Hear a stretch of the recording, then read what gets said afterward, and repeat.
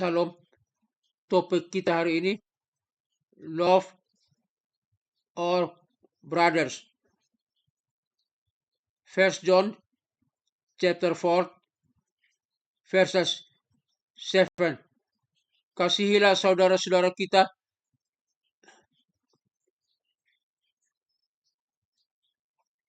Satu Yohanes pasal 4 ayat 7. Saudara-saudaraku yang kekasih, marilah kita saling mengasihi, sebab kasih itu berasal dari Allah. 1 Yohanes pasal 4 ayat 7. Kata marilah kita saling mengasihi, bahasa Yunaninya penulisan ayat ini agapao, alelon agapao, artinya himbauan untuk saling peduli dengan perhatian satu dengan yang lain.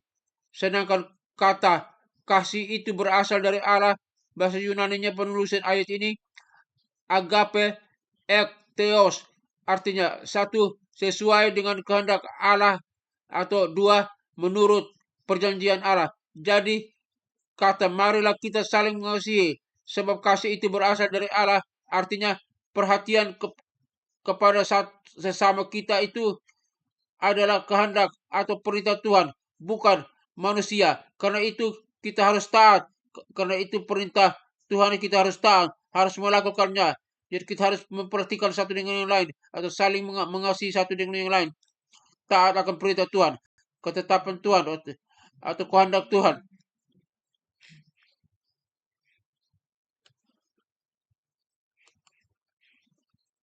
Dalam bukunya Prayer Finding the Heart Through Home, doa menemukan rumah hati yang sejati, Richard Foster menceritakan tentang seorang guru tua yang menanyai murid-muridnya, bagaimana kita tahu kapan kegelapan pergi dan fajar menjelak?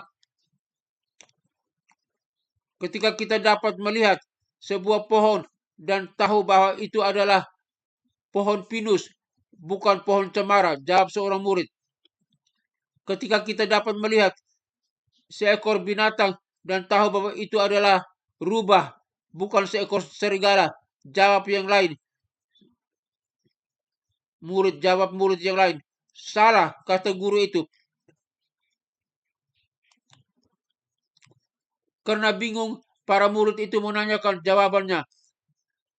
Sang guru menjawab dengan tenang, kita akan tahu kapan kegelapan pergi dan fajar datang ketika kita dapat melihat orang lain dan mengenalinya sebagai saudara kita. Karena jika tidak, berapapun kita akan tetap berada dalam kegelapan.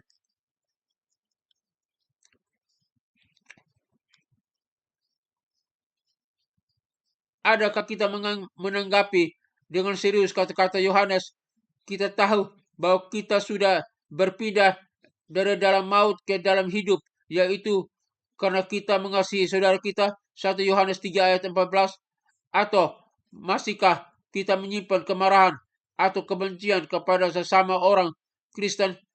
Adakah kita mencela orang-orang yang pergi ke gereja lain dan seringkali kita tidak bersependapat dengan kita